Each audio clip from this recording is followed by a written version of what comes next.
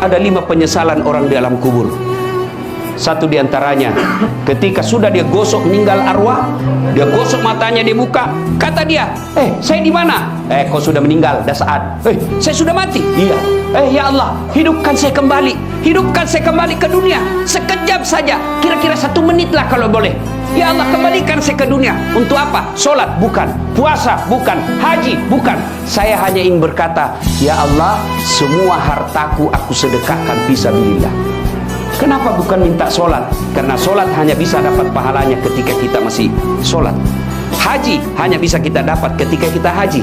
Puasa hanya kita dapat ketika kita puasa. Tapi sedekah, meskipun sudah tulang belulang hancur, kita tetap mengalir. Itulah yang disebut sedekah jariah. Keliru Bapak Ibu yang Allah kasih rezeki, Bapak tidak bersedekah. Keliru. Dan alhamdulillah, makin bersedekah Allah makin ganti. Maka almarhum almarhumah insya Allah lapang kuburnya karena ada sedekah beliau. Yang ketiga, yang akan menolong kita di alam kubur adalah ilmu yang bermanfaat. Almarhum almarhumah, beliau suami istri, tokoh pendidikan. Itulah ilmu yang bermanfaat. Ketika diajarkan ilmu hukum kepada mahasiswanya, diajarkan tentang keadilan, lalu anak mahasiswanya menjadi pengacara yang membela dan menegakkan keadilan, selama itu juga amal-amal akan mengalir. Maka karena itu, ibu bapak kalau dapat konten-konten dakwah, jangan berhenti di grup, jangan berhenti di HP bapak, sebarkan. Bapak punya 10 grup WhatsApp, 1 grup 100 orang, kirim, 1000 orang yang terima. Kalau ada yang mengamalkan 5 orang, selama 5 orang itu amalkan, Bapak dapat pahala seperti pahalanya penceramah tanpa mengurangi pahala penceramah. Ilmu yang bermanfaat adalah yang bisa menyelamatkan kita di alam kubur. Inilah 3 yang akan terus mengalir meskipun kita sudah di alam kubur, bahkan sudah habis tulang belulang kita. Anak yang soleh dan soleha, sedekah harta, kemudian ilmu yang bermanfaat. Dan orang yang ada di alam kubur sekarang masih transit, belum sampai surga, termasuk Rasulullah Muhammad SAW. Dan siapa yang paling menderita di alam kubur? Kata Nabi, orang yang paling menderita di alam kubur nanti adalah al-mutahawil bis sholah, yang menganggap enteng sholat. Saya mau tanya, bapak-bapak, kalau pergi merantau ke Sulawesi Selatan, ternyata bapak tidak nyaman di Sulawesi Selatan, ada pilihan?